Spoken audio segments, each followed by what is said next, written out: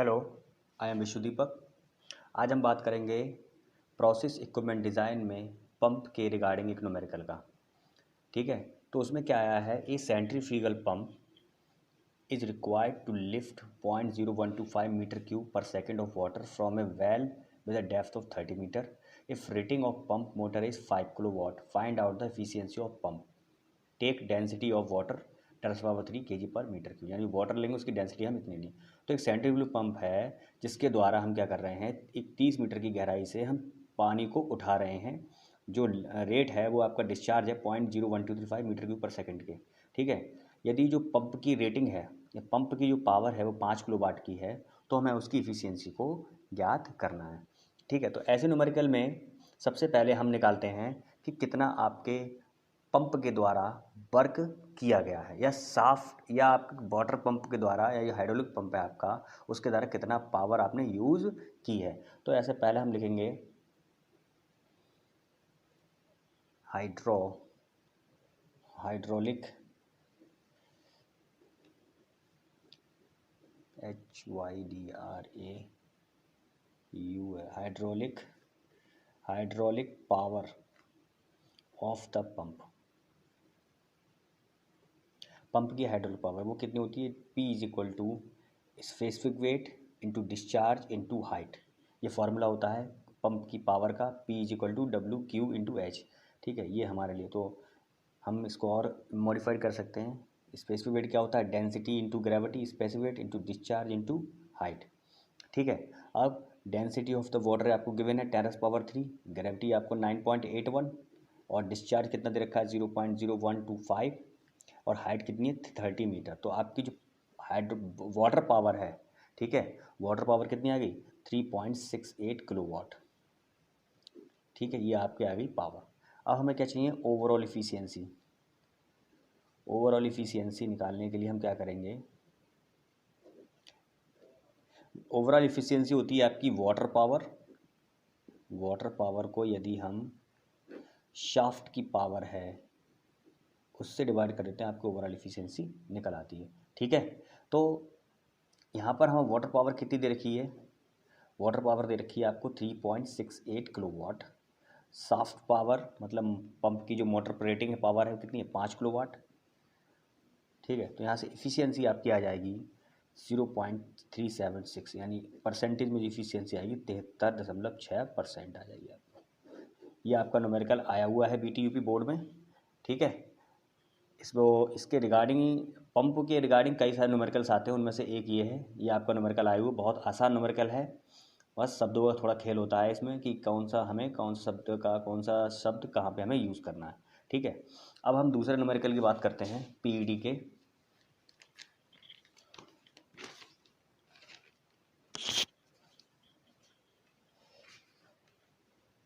आपका दूसरा न्यूमेरिकल ये कह रहा है कि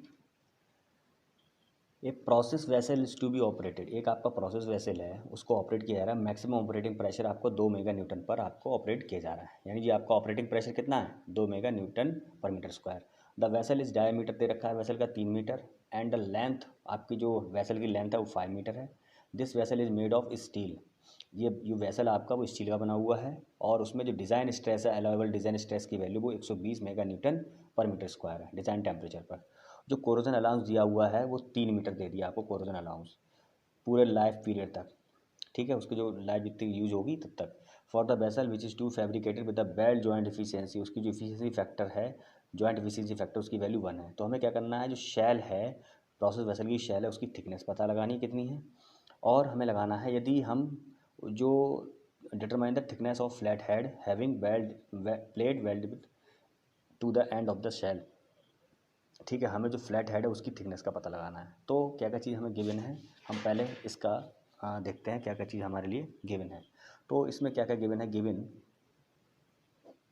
क्या क्या गिवन है, एक आपको गेज प्रेशर गिवन है, P गेज, या इसको हम बोल सकते हैं ऑपरेटिंग प्रेशर। ऑपरेटिंग प्रेशर आपको गिवन है, ऑपरेटिंग प्रेशर आपको गिवन है वो कितना है आपका, ऑपरेटिंग प्रेशर आपको दे रखा है 2 mega newton per metre square, 2 mega newton per square. ठीक है, ये आपका क्या है operating pressure. We know that यानी हम जानते हैं कि आपका जो डिज़ाइन प्रेशर है, आपका जो डिज़ाइन प्रेशर होता है, design pressure is 10% more than operating pressure. यानी ऑपरेटिंग प्रेशर यानी डिज़ाइन प्रेशर होता है वो आपका ऑपरेटिंग प्रेशर से 10% ज़्यादा होता है। तो अगर आपको डिज़ाइन प्रेशर निकालना है, आपको पी डिज़ाइन प्रेशर आपको निकालना है, तो क्या करना पड़ेगा आपको, जो 2 mega newton per metre square है उसका 10% उसमें एक्स्ट्रा हो जाएगा, तो उसकी वैल्यू क्या जाएगी 2.1 mega newton per metre square. यानी डिज़ाइन प्रेशर क्या है आपका 2.1 mega newton per metre square. ठीक है, तो ये चीज़ आपकी आ गई।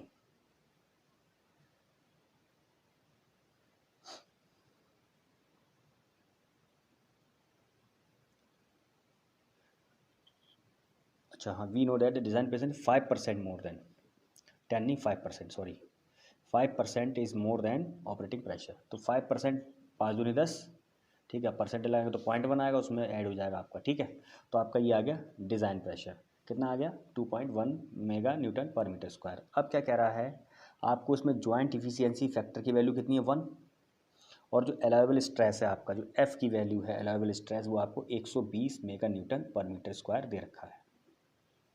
ठीक है, और आपका जो आउटर डाया है वो 3 मीटर आपको दे दिया है। ठीक है, तो हम जानते हैं जो मिनिमम थिकनेस है किसी भी प्रोसेस वेसल की, हम जो निकालते हैं वो कैसे निकालते हैं, आपकी PD0/2FJ+P, इससे कैलकुलेट करते हैं। ठीक है, तो आप अगर वैल्यू लगाएंगे इसमें, P आपका कितना है 2.1 इंटू डी नोट कितना है 3 मीटर, 2 गुणा 120, जॉइंट एफिशिएंसी 1, प्रेशर 2.1, तो मिनिमम थिकनेस आपकी कितनी आ जाएगी, यहाँ से जो मिनिमम थिकनेस आ जाएगी आएगी आपकी 0.02022 मीटर। ठीक है, तो यहाँ से जो मिनिमम थिकनेस आएगी आपकी मिलीमीटर में, वो कितनी आ जाएगी 26.22 मिलीमीटर। ये आपकी आ गई क्या 26 पॉइंट, ये आपकी क्या आ गई मिनिमम थिकनेस, ये आ गई मिनिमम। अब हमें चाहिए क्या सेल की थिकनेस, यानी एक्चुअल थिकनेस की हमें चाहिए, एक्चुअल कितनी है। तो एक्चुअल थिकनेस निकालने के लिए हम क्या करते हैं, एक्चुअल थिकनेस में हम जो मिनिमम थिकनेस है उसमें जो कोरोजन आपका अलाउंस है उसको क्या कर देते हैं, हम जोड़ देते हैं। कोरोजन अलाउंस उसमें कितना दे रखा है आपको 3 मिलीमीटर, तो 26.022 प्लस 3 मिलीमीटर, तो कितना आ गया यहाँ से आपका, यहाँ से आ जाएगा आपका 29.022 मिलीमीटर। ये आपकी आ गई एक्चुअल थिकनेस। ठीक है, यानी आपकी सेल की जो एक्चुअल थिकनेस है वो ये है। इसमें जो मेन आपका इंटरेस्टिंग पॉइंट है वो ये है कि आपका जो ऑपरेटिंग प्रेशर है, डिज़ाइन प्रेशर उसका 5% ज़्यादा होता है। तो 5% इसका एक्स्ट्रा ले लिया हमने, तो 2.1 हो गया, क्योंकि आप क्या करेंगे इसका जब तो 2 का 5% निकालेंगे तो 0.1 आएगा, तो 0.1 में जोड़ देंगे तो ये कितना आ गया 2.1। ठीक है, ये मेगा न्यूटन आ गया। तो आपकी वैल्यू कितनी आ गई, एक्चुअल थिकनेस सेल की जो एक्चुअल थिकनेस है वो आ गई है, यानी हमारा पहला जो पार्ट है वो कंप्लीट हो गया। अब हम बात करते हैं दूसरे पार्ट की। दूसरे में क्या कह रहा है, determine the thickness of flat head having plate welded to the end of the shell, no inside welding. ठीक है, तो इस केस में क्या होता है, जो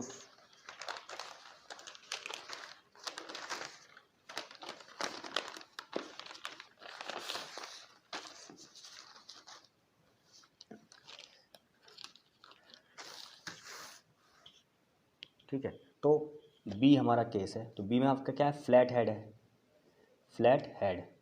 तो फ्लैट हेड में जो मिनिमम थिकनेस निकालते हैं वो फॉर्मूला होता है T minimum equal to C into D under root P upon F. ठीक है, पी अपॉन एफ। तो इस केस में क्या हुआ है, जो आपका वेल्डिंग है, ठीक है,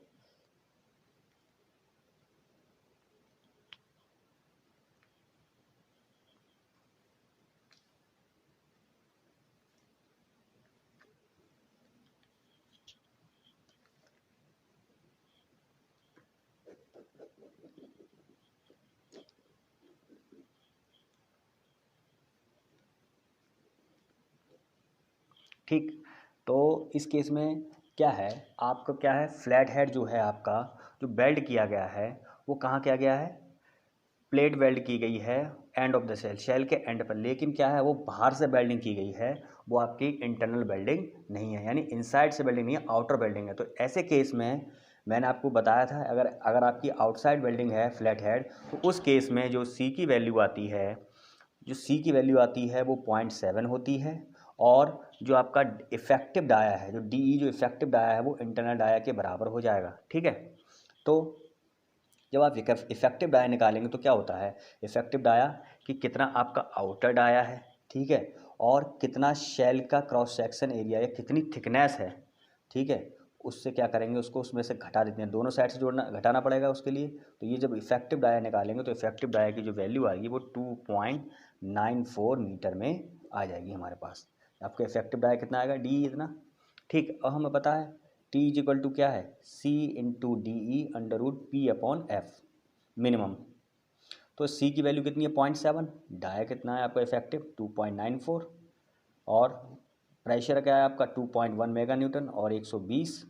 ठीक है, तो जब टी मिनिमम आप निकालेंगे यहाँ से तो टी मिनिमम आ जाएगा आपका 272.24 मिलीमीटर, ये आपका आ गया मिनिमम।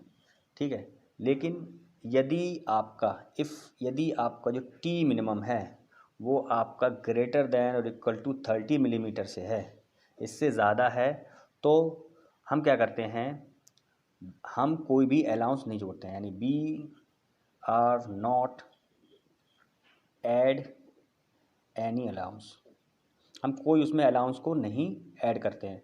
तो जो मिनिमम थिकनेस हो जाएगी वही आपकी जो एक्चुअल थिकनेस है टी एक्चुअल के बराबर हो जाएगी ऐसे केसेस के लिए। तो हमारी यहाँ पर जो एक्चुअल थिकनेस है फ्लैट हेड की वो कितनी आ जाएगी आपकी 273 हार्डली। ठीक है, 273 हमने ले ली। तो यहाँ पर हमारा पीईडी का ये न्यूमेरिकल भी हो गया।